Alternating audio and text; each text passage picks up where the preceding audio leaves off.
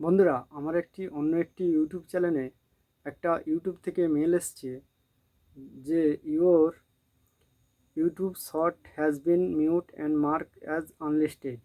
অর্থাৎ বলা হয়েছে আমার ইউটিউব শর্ট ভিডিও মিউট ও আনলিস্টেড করা হয়েছে। আমার এই ভিডিওটি মিউট ও আনলিস্টেড করার কারণটা কি?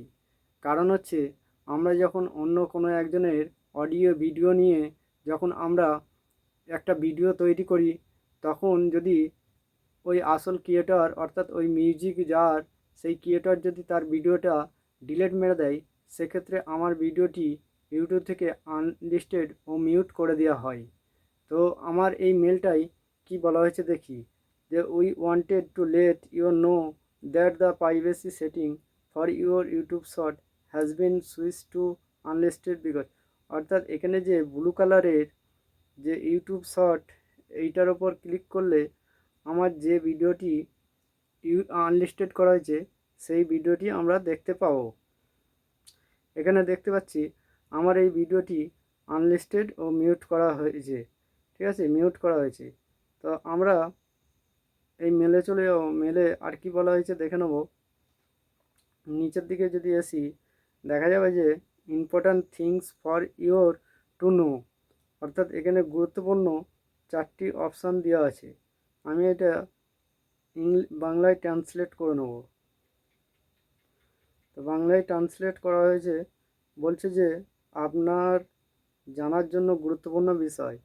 যেহেতু এই ভিডিওটি এখন তালিকাভুক্ত নয়, তাই এটি শর্ট ফিডে দর্শকদের জন্য সাজেস্ট করা হবে না বা সার্চের ফলাফলে উপলব্ধ হবে না। অর্থাৎ আমার এই যে ভিডিওটি আনলিস্টেড ও মিউট করা আছে, সেই ভিডিওটি শর্ট ফিডে আর দেখানো হবে না দর্শকদের জন্য। তারপরে বলা হয়েছে আমরা স্বয়ংক্রিয়ভাবে আপনার শর্ট মিউট করেছি। অর্থাৎ ইউটিউব থেকে আমার এই ভিডিওটি মিউট করে দেওয়া হয়েছে, মিউজিকটি আর শোনা যাবে না। তারপরে বলা হয়েছে আপনার শর্ট 30 দিনের মধ্যে মুছে ফেলা হবে, কিন্তু আপনি এই তারিখের আগে ইউটিউব স্টুডিও থেকে শর্টের মিউট করা সংরক্ষণ ডাউনলোড করতে পারেন। অর্থাৎ বলা হয়েছে আমার যে ভিডিওটি আনলিস্টেড করা হয়েছে, সেই ভিডিওটি আমি চাইলে 30 দিনের মধ্যে ডাউনলোড করে নিতে পারি। তারপরে বলা হয়েছে যে আসল ভিডিও নির্মাতা তাদের ভিডিও মুছে ফেলার কারণে আপনার কাছে আসল নমুনা অডিও সহ ইউটিউবে আপনার শর্ট পুনরায় আপলোড করার অনুমতি নাও থাকতে পারে।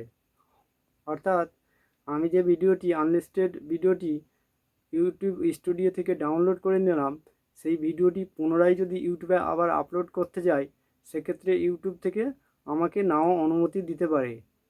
এবার তারপরে বলা হয়েছে যে পরবর্তীতে অডিও পরিবর্তন বিবেচনা।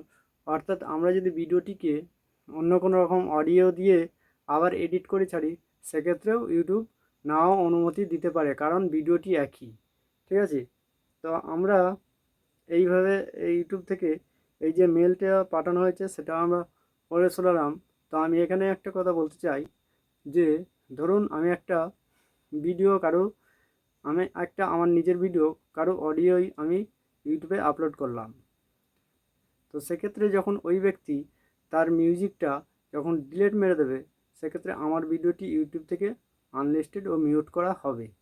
তো আমি এখানে বলতে চাই যে আপনারা যখন কোনো ইউটিউবে শর্ট ভিডিও আপলোড করবে, নিজের ভয়েসে বা নিজের অডিও ক্লিপে আপনি ইউটিউব শর্ট আপলোড করবেন। এতে আপনার ভিডিওটি কোনো দিন আনলিস্টেড বা মিউট করা হবে না। আমার এই ভিডিওটি যদি ভালো লেগে থাকে, তাহলে আমার চ্যানেলটি সাবস্ক্রাইব ও আমার ভিডিওটি লাইক করে দিয়ে পাশে থাকবেন। ধন্যবাদ।